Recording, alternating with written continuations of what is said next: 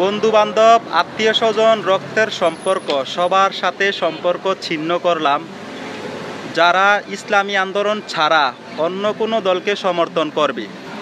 কোরআনের আয়াত, আল্লাহ তাআলার আদেশ এবং রাসূলের হুকুম, রাসূলের বাণী, এই দুই আয়াতকে কেন্দ্র করে সবার সাথে সম্পর্ক ছিন্ন করলাম এবং সত্যিকারের মুসলমান যারা আছেন সবাই সম্পর্ক ছিন্ন করেন।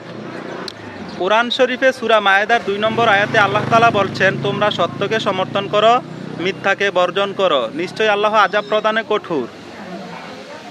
হাদিস শরীফে রাসূল সাল্লাল্লাহু আলাইহি সাল্লাম বলছে, লা ইমানা লিমা আমানাতা লাহু, যার মধ্যে আমানতদারি নাই তার মধ্যে ঈমান নাই।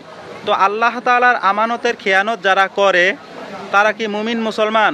নয়, তারা কাফের। তো কাফেরের সাথে কোনো সম্পর্ক নাই।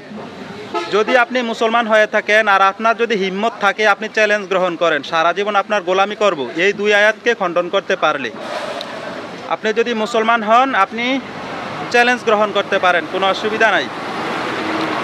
ইসলামী আন্দোলন, হেফাজত ইসলাম, জামাতে ইসলাম, চরমনাই ছাড়া বাকি অন্য কোনো দলকে যদি আপনি সমর্থন করেন, আপনি কাফের, আপনি মুনাফিক। Direct challenge, open challenge. যদি হিম্মত থাকে চ্যালেঞ্জ গ্রহণ করেন।